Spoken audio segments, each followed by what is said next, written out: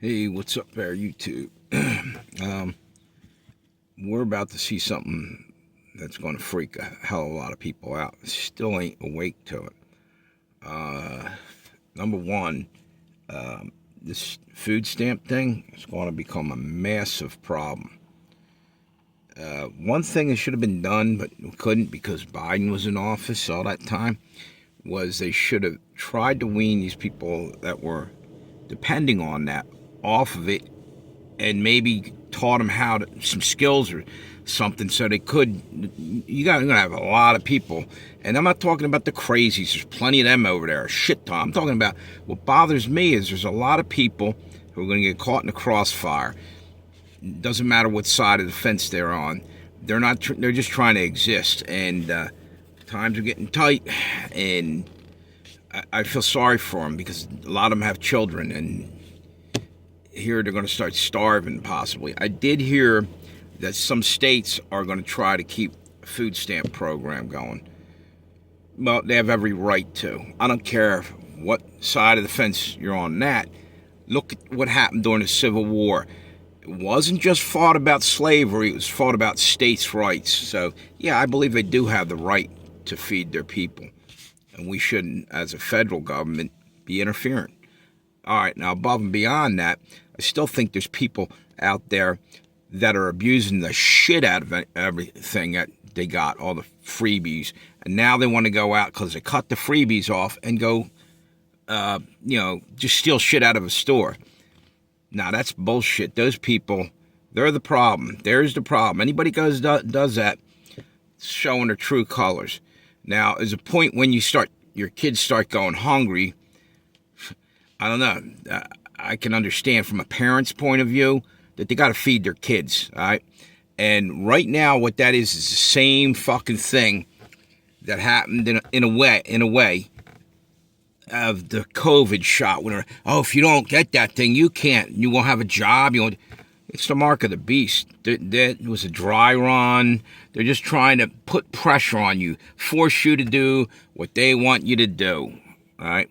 And it's apples and oranges, I know, talking about the vaccine in 1 minute and talking about food stamps in the other. The point being, it's the same tactics. These assholes are dividing and conquering, and they're putting pressure on us and trying to get a war started, civil war within the country. So you have what's going on is it's a giant Trojan horse. If you know anything about the war, the Trojan Wars, the one side rolled a giant wooden horse on wheels, I guess, into a fortress as a present that I guess there was like a peace offering or whatever. Inside that wooden horse was soldiers hidden in there. All right, so they rolled it in and out jumped they get inside the fortress and do damage, open the gates and let the other ones in. Well, that's going on now. That's what the first wave of the immigrants coming here, a lot of them probably were set to leave the gates open, help get more in. And then when the Civil War starts, that's when the World War starts.